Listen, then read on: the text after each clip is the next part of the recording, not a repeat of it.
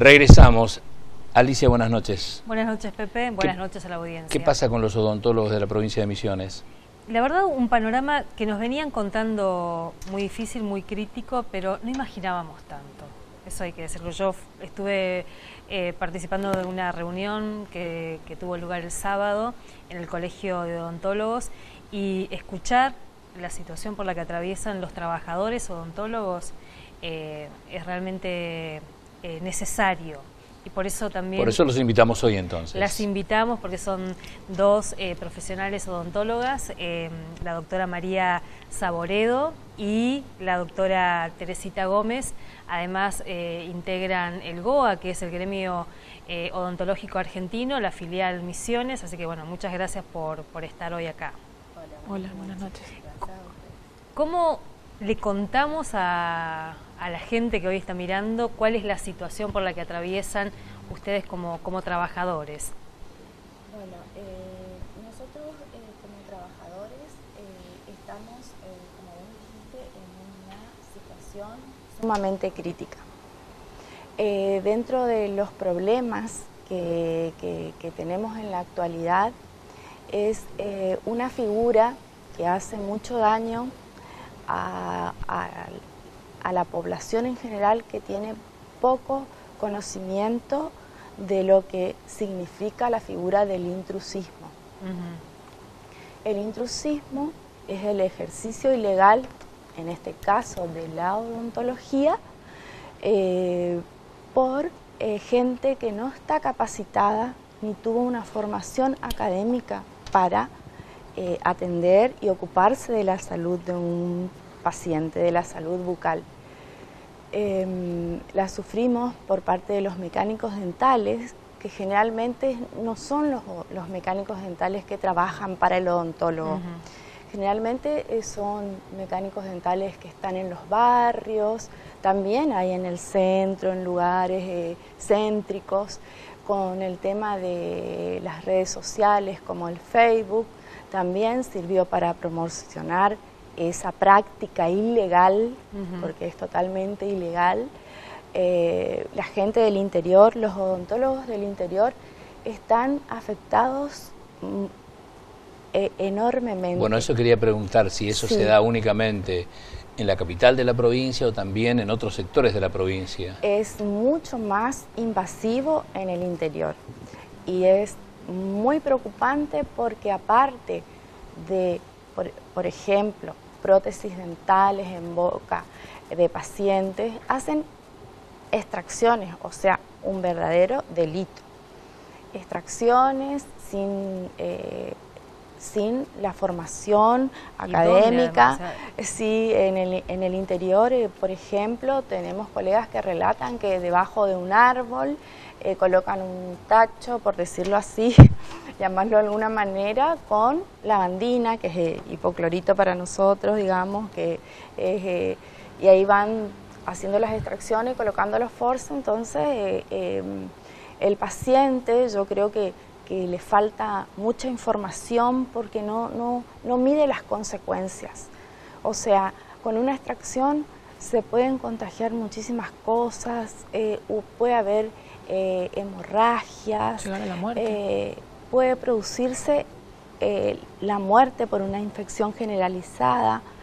Por ahí en clínicas vemos ahora, justamente el viernes, por la mañana yo trabajo con un conjunto de odontólogos en una clínica y apareció un paciente con un absceso dental, o sea, con la cara hinchada, para que la gente entienda, en el sector del canino, digamos, que es el sector, en este sector que nosotros denominamos el triángulo de la muerte.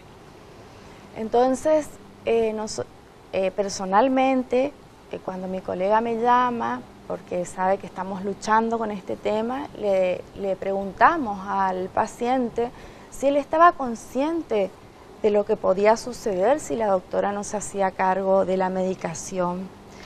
Entonces él dice, no, yo le pedí que me haga porque estaba apurado y por eso no. Ahora, ¿tiene que ver con lo económico también? Tiene que ver con lo económico, pero digamos, por eso es una parte falta de información y otra parte afecta a pacientes algunas veces, la mayoría de las veces, de bajos recursos. De bajos recursos.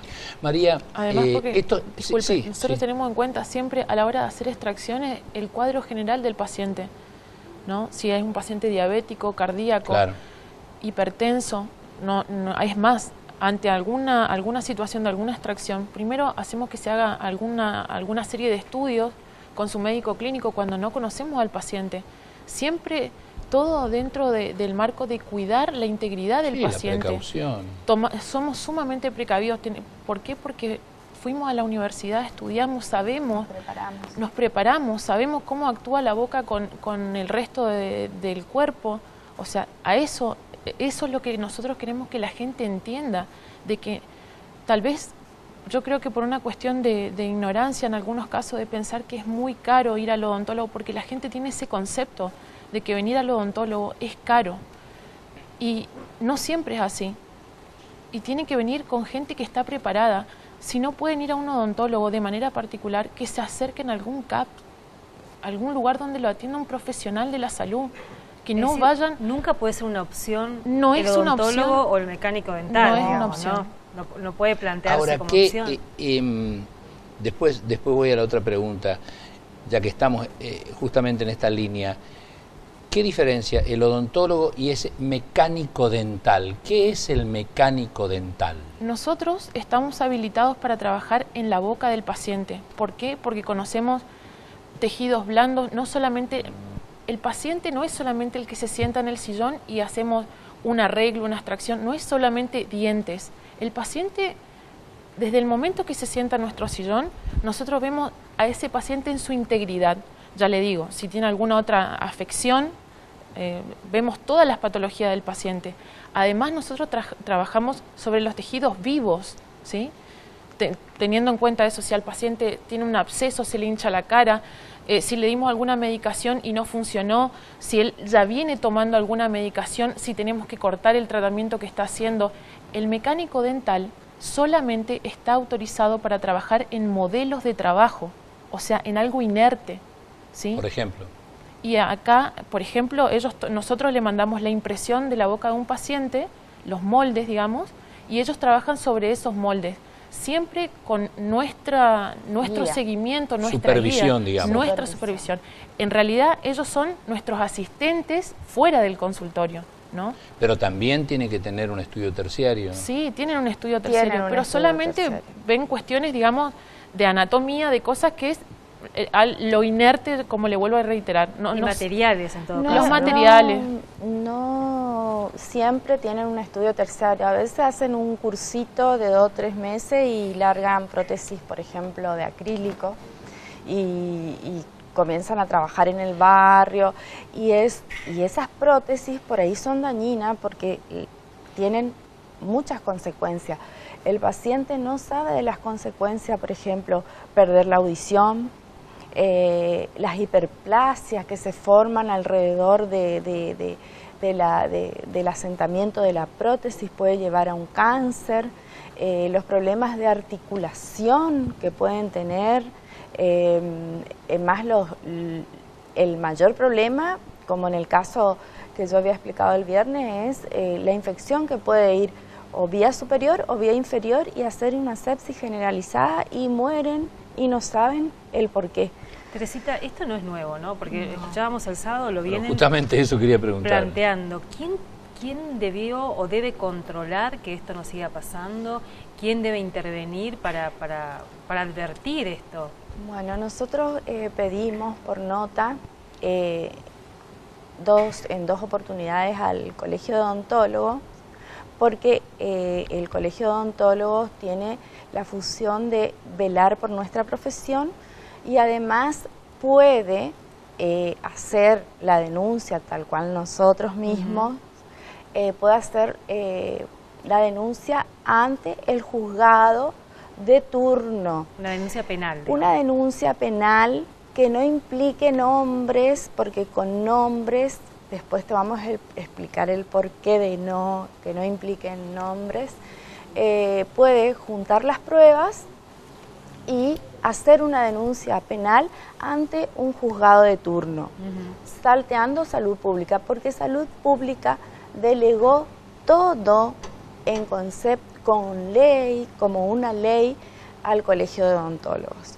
Entonces el colegio puede intervenir elevando una denuncia con pruebas, con capturas de Facebook, fotos de carteles, y que la justicia se encargue de investigar si es que ningún colega puede denunciar directamente.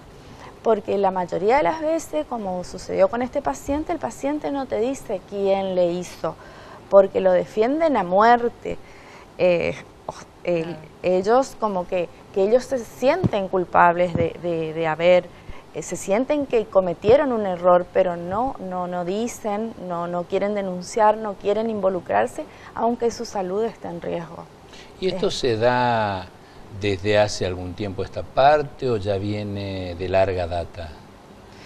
Viene de larga data. El mecánico paradentista existe, desde que estamos los odontólogos existe el mecánico paradentista, ¿no? Y en nuestra provincia el tema del intrusismo es muy grave, cada vez peor. Sobre todo nosotros que estamos en una zona de frontera, acá los casos de intrusismo, entre nosotros tenemos grupos de colegas donde en diferentes localidades del interior nos mandan fotos de lugares precarios a los que le sacan fotografía a los odontólogos, y tenemos un grupo donde vamos juntando las denuncias, y es cada vez más grave. O sea, nosotros estamos en una condición de desamparo y los pacientes también. Nos decía una odontóloga el otro día que había un carnicero, creo que en Aristóbulo del Valle, en un patio. O sea, a ese nivel de eso es lo que yo había relatado al comienzo, muy duro, pero es la verdad. Es como que son gente que se forman, porque en Paraguay antiguamente estaban los aptos y eran los que aprendían a trabajar sobre el paciente y hacer extracciones. Pero acá tiene que ser el odontólogo el encargado del paciente, no existe el apto, digamos. Bueno, ¿y cuál es el camino ahora? Ante esta situación, y que se comienza a visibilizar, y me parece que también como que se animaron un poco porque venían casi con un poco de temor quizás, ¿no es cierto? O falta de training, pero ahora que se visibiliza, ¿cuál es el camino? Ahora el colegio, en la reunión que tuvimos el sábado, propuso una comisión de jóvenes para que trabajen el tema, y nos encargaremos de juntar pruebas, hacer publicidad en las redes sociales, invadir las redes sociales tratando de educar al paciente, a la población, de alertar sobre el riesgo que corren al atenderse con alguien que no está capacitado para atender su salud bucal. Acá una cosa que decían también que es interesante, hay algunas campañas de salud bucal impulsadas por el propio gobierno en la que no están los odontólogos, están los mecánicos dentales, o sea, que ahí también hay una responsabilidad del Estado y a ver cuál es el mensaje que le da a la población también, ¿no? Claro, esto no debería escapar a salud pública, ¿no? Porque es un tema donde salud pública tiene que poner más el ojo de lo que está pasando. Nosotros, eso fue lo que hablamos en el colegio de odontólogos, que por favor, desde el colegio de odontólogos se advierta a salud pública de la situación de intrusismo que se está viviendo, que es grave, ¿sí? Porque, de última, si hay que abrir más CAPS, tienen que fijarse que entonces la demanda de la gente que no tiene recursos para llegar a una obra social y necesita atenderse, tienen que, salud pública, velar por la salud de la población, abrir más lugares. Un montón de gente también, de pacientes, me pasa a mí en el consultorio, que vienen como último recurso también porque quieren ir al hospital a atenderse y dicen que el turno se da una vez al mes en un hospital, en el hospital público, una vez al mes tienen que ir a hacer una cola larguísima, que dice que el lugar donde la cola es más larga es para odontología, o sea, para el resto de las especialidades la cola en el hospital no es tan larga como para odontología, y que la gente encargada de esto, los que nos gobiernan, no se dan cuenta de que la cola de odontología en el hospital una vez al mes es la más larga de todas. Hay que mejorar un poco el tema de salud pública. Y además el otro tema, no sé, de los aranceles. Porque... Claro, yo quería preguntarles, nos queda poco tiempo, pero quería preguntarles también sobre el tema de los aranceles, digamos. ¿Cómo se trabaja? Hay aquel cuco de que, como lo decía ella, es muy caro ir al odontólogo. ¿Es tan así? Voy a tratar de ser lo más breve posible. Sí. Y le voy a comentar, hablando de números reales, concretos. Según nuestro colegio de odontólogos pertenece a una federación que se llama FACO, que es la Federación Argentina de Colegios de Odontólogos. O sea, nuestro colegio, igual que el de Salta, el de Entre Ríos, son varios colegios que pertenecemos, Córdoba, que pertenecemos a esta asociación, ¿no? Según este ente, que es la FACO, en diciembre del 2017 puso como fue la última vez que se reunieron y que fijaron los precios de los aranceles éticos mínimos. El precio mínimo que debemos cobrar los odontólogos es de 414 pesos con unos centavitos más, pero lo voy a redondear en 414 pesos. Una obra social de acá del Estado, a los odontólogos nos paga 200 pesos, incluido el arancel más el coseguro que nos tiene que abonar el paciente en el consultorio. Eso sería 214 pesos menos de lo que es nuestro arancel ético mínimo, ¿sí? Eso en la provincia. Acá en la provincia, que es un 48% menos que nos paga la obra social del Estado. El IPS. El IPS, ¿sí? Además a esto, lo que por ahí los pacientes no saben es que la obra social del Estado nos paga alrededor de 3 o 4 meses después esta práctica. O sea, yo atiendo hoy a un paciente y voy a cobrar ese dinero dentro de 4 meses. Con la inflación mensual que tenemos, con la inflación anual que tenemos. Además, a ese precio... Además ya de que le está pagando el 50% hoy menos de lo que vale, de lo que es el arancel, la práctica. De la práctica, ¿no es Sí. cierto? Además de eso, hay que esperar 4 meses para cobrar. Hay que esperar 4 meses pero para cobrar. Pero que no se actualiza, digamos, es el mismo monto como si fuera hoy. Claro. Sí. Además, dentro de 4 meses, a eso vamos a agregarle las cargas tributarias. Nos descuentan ingresos brutos, a esos 200 pesos, nos descuentan ingresos brutos, y nuestras entidades primarias, que son las que nos dejan facturar, ¿sí? Porque nosotros por sí solos no podemos atender a los pacientes, porque esa es otra cosa que los pacientes no saben. No es que yo no quiero atender IPS o no quiero atender OSDE o no quiero atender... a nosotros nos asignan ciertas obras sociales, ¿sí? Las entidades para las que trabajamos, que no podemos saltearnos de eso. Estamos nucleados dentro de la asociación gremial de Misiones o el círculo odontológico, ¿sí? Ellos en lo que es gasto administrativo nos descuentan también un 7-8%. Más una cuota. Más una cuota societaria que tenemos, ¿sí? O sea, conclusión. En conclusión, nos estaremos llevando unos 90 pesitos dentro de 3 o 4 meses. Que yo hablo desde mi lugar. ¿Y las otras obras sociales, más allá de la...? Vamos a hablar de una obra social Un poco buena, de buen nivel. de buen nivel, de las prepagas esas caras. Sí. Dijimos que el arancel ético mínimo era de 414 pesos. Sí. La obra social más cara, la mejorcita, nos paga 235 pesos.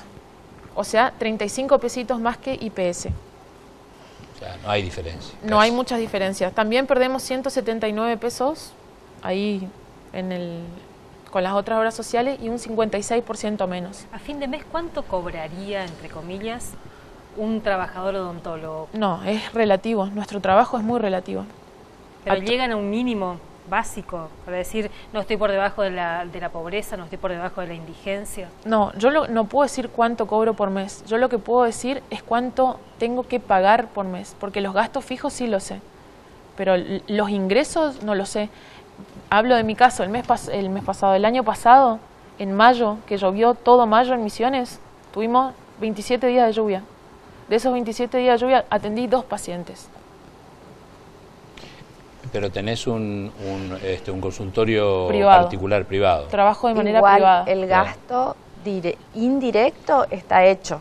Luz, Totalmente, durante todo. agua, Claro, hay aire. que abrir las puertas, hay que prender la luz, hay que dejar todo encendido por si todo viene limpio. un paciente. Tengo una encuesta de gastos también que se le ha pedido a diferentes odontólogos, una encuesta que se agregué Así, a modo a de Zarosa, ejemplo. sí, a modo de ejemplo, de por ejemplo los gastos de servicios, un odontólogo que paga 287 pesos de agua, internet paga 100 pesos, luz paga 287 pesos, el teléfono paga 470 pesos. Después, ingresos brutos paga 2.000 pesos, el monotributo 1.600, el asesoramiento contable son 600 pesos. No le quiero seguir diciendo todos los gastos que tenemos de la cuota del colegio que son 280, los aportes que nos cobran 1.600, porque también los aportes nos cobran de acuerdo a nuestra edad. Cuanto más edad tenemos, más aportes pagamos, ¿sí? No tenemos obra social. Los odontólogos no tenemos obra social.